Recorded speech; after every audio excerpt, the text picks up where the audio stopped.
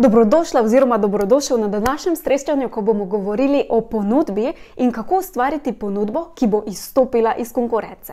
Zdaj, dejstvo je, da če imaš eno ponudbo in je enaka, kot jo imajo konkurenti in jo deliš oziroma ponujaš na enaki način, verjetno tudi bolj ali manj po enaki ceni, potem seveda je vprašanje, zakaj bi se nekdo oziroma tvoja idealna stranka odločila za tvojo ponudbo in ne za ponudbo konkurenta.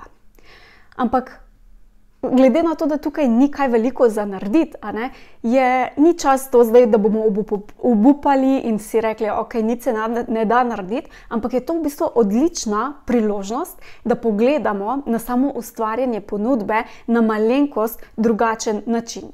In danes želim, da greva čez, kako zdaj ustvariti ponudbo, ki bo v bistvu res popolnoma izstopila na trgu iz konkurence, oziroma da v bistvu sploh ne bo imela konkurence. Prva zadeva, katero moramo pogledati in se spomniti na njo, je, da je stranka najprej. Ok, zdaj kaj to pomeni? To pomeni, da ji damo najprej, zberemo stranko, komu želimo služiti in šele na to se ukvarjamo s ponudbo.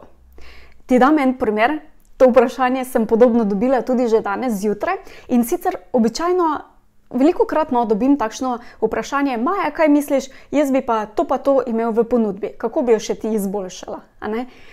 Ali pa se vprašamo, jaz pa imam to idejo, a misliš, da bo to delovalo? Jaz pa imam to idejo, kako bo zdaj gremo naprej, da maksimiziramo to idejo. In tukaj te povabim, da obrneš perspektivo. In sicer ne, da se najprej ukvarjaš z ponudbo, ampak da se najprej ukvarjaš z idealno stranko.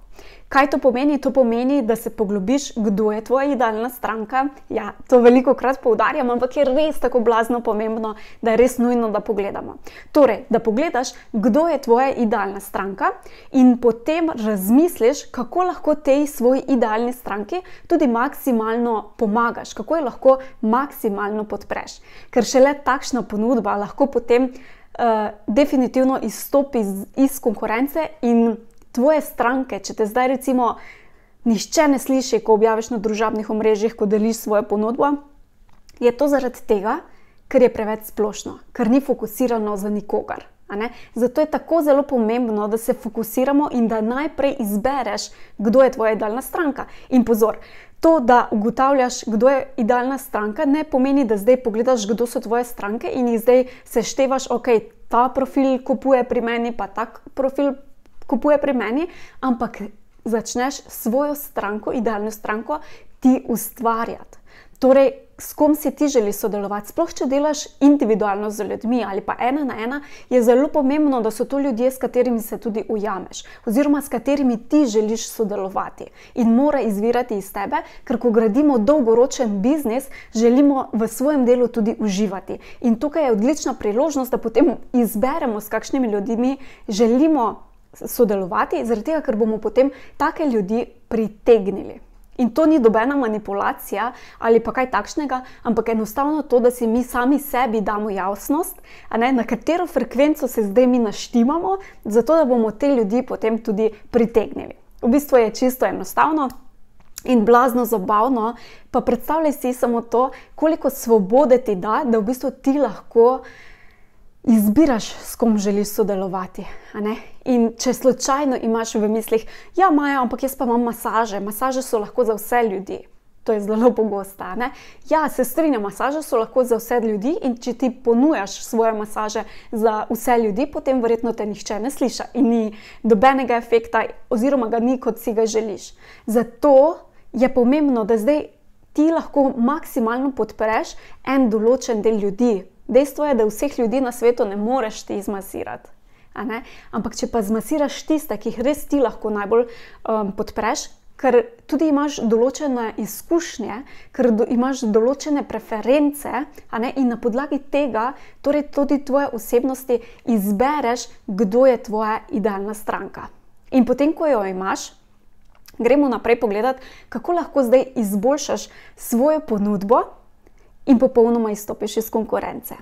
Prva točka torej je, da izbereš, kdo je tvoja idealna stranka, potem pa, da ohraniš svojo avtentičnost, da gradiš na zaupanju in če nekaj obljubiš, se tega tudi držiš in da igraš na igro poštenosti oziroma odkritosti. Tudi če se ti kdaj zgodi kakšna napaka oziroma karkoli, oziroma lahko tudi ponudbo predstaviš na način, da je odkrito poveš, zakaj je takšna ponudba ali kaj je vključeno v tej ponudbi in tako naprej. Se pravi, to so ene take 3 komponente, ki so zelo pomembne, ne samo pri ustvarjanju ponudbe, ampak celotnem tvojem poslu. In ne glede na to, kakšne vse taktike slišiš ali pa obstajajo, je pomembno, da ohraniš svojo avtentičnost. Če nekaj ni v skladu s tabo, oziroma nekaj ti bi bilo zelo težavno delati oziroma dodati v ponudbo, potem to ni tvoja prava izbira. Tako da je tukaj treba spoštovati svojo avtentičnost in ji tudi slediti. Okay? Druga zelo, zelo pomembna točka je, da deliš svojo zgodbo.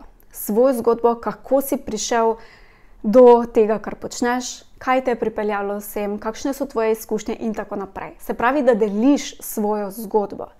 Ker to je nekaj unikatnega, to je nekaj, s čemer se bodo tvoje idealne stranke lažje povezale. Sploh ko veš, kdo so tvoje idealne stranke in mogoče imajo podobne izkušnje ali pa grejo čez podobno pot, kot si šla, bojo skozi tvojo zgodbo se enostavno kot magnet pritegnile nate.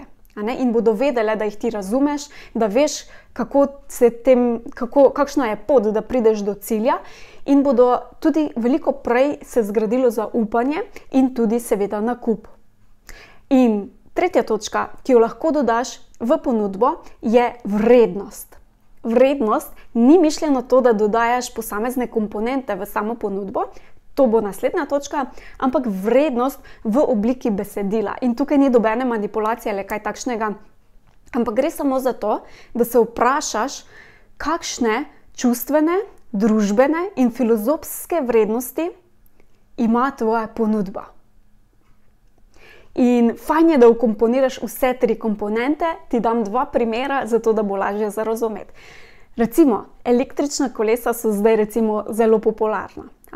In če mi prodajamo samo električno kolo, je to ena zadeva, nima takšne vrednosti. Vrednost pa lahko dodamo še na drugih področjih, torej na čustvenem, na socialnem oziroma družbenem in pa na filozofskem. In sicer kako? Čustveno se lahko, ko se bomo vozili s kolesom, da jim narišeš svoji publiki zgodbo, da bodo se zaljubili v to, da bodo raziskovali, da se bodo zaljubili v to, da bojo več v naravi, se gibali in tako naprej. In s tem lahko na čustveni ravni se jim povečaš v bistvu vrednost tega kolesa. Na družbeni, lahko s tem tvojim kolesom, ker je verjetno drugače, sploh če se vsi vozijo z avtomobili, ti lahko tukaj na socialni ravni pridobiš en nov status. Tale status liderja, vodje, ta, ki preizkuša novo, ki si upa, in ima občutek tega, ki bo pač kupil kolo, je, da se mu spremeni lahko status. In potem filozofsko gre za to, da bomo mogoče prispevali tudi k naši naravi. Če uporabljamo recimo električno kolo, potem verjetno ni toliko emisij, onesnaževanja zraka in vplivamo tudi torej na lepši svet. In zdaj, če vse te 3 komponente vključiš v sporočilnost na prodajno stran tega e-kolesa, vrednost tega kolesa, kljub temu, da mu nič ne dodaš, je veliko več. Pa še mogoče drugi primer, ki mogoče je že tudi poznan, in sicer Tom s čevlji. To verjetno je poznano potem, da oni v bistvu prodajajo čevlje, saj do zdaj so malenkost nekaj spremenili, in so imeli v bistvu metodo 1 za 1. Torej, če kupiš ene čevlje, se eni bodo podarili otrokom v nerazvitih državah. In tukaj spet, če bi mi prodajali samo čevlje, nimajo takšne vrednosti. Če pa dodamo še čustveno, socialno oziroma družbeno in pa filozofsko komponento, se avtomatsko vrednost te ponudbe takoj poveča. Čustveno je to, da pomagamo otrokom, da se z njimi, da v bistvu jih podpremo. Potem družbeno je v bistvu, da pridobiš en status pomočnika, tistega, ki pomaga in tako naprej, in pa filozofsko seveda to, da bomo skupaj naredili recimo lepši svet. To so samo primeri, ne rabiš tako jih ločevati, ampak fajn pa je, da se spomniš, kako lahko na vseh teh treh področjih skozi vsebino ti izboljšaš svojo ponudbo. In to uporabiš seveda tudi ne samo na pristajalni strani, kjer je opisana, predstavljena tvoja ponudba, ampak tudi na družabnih omrežjih. In potem seveda sledi, da tudi še unikatno ponudbo zasnuješ, jo obnoviš, če jo že imaš, oziroma jo dopolniš in maksimalno z njo podpreš svoje idealne stranke. Torej, najprej je seveda potrebno vedeti, kdo je tvoja idealna stranka, potem se vprašaš, kako lahko to mojo stranko jaz najbolj podprem s to rešitvijo, ki jo želim ponuditi. Kako lahko čim hitreje, čim bolj enostavno pride do rešitve, ki si jo želi. Kako lahko njen problem, s katerim je prišla do mene, najbolj hitreje reši. In lahko si tudi predstavljaš, če ti je težko se uživeti v vlogo tvoje idealne stranke, da ima ta problem, ki ga ima tvoja idealna stranka, ga ima nekdo od tvojih bližnjih in ti mu ne smeš pomagati. Kako bi mu torej svetovala oziroma svetoval, da pridejo do rešitve tega problema? In kako bi jih lahko podprl oziroma podprla, da bo ta sistem, ponudba res fantastična za tvojo idealno stranko? Potem se lahko vprašaš, kaj so razlogi, da ne pride do nakupa. To lahko razmišljaš, samo ti pač narediš brainstorm in razmišljaš, ok, zakaj slišim, da mi stranke rečejo ne, ko jim ponudim ponudbo.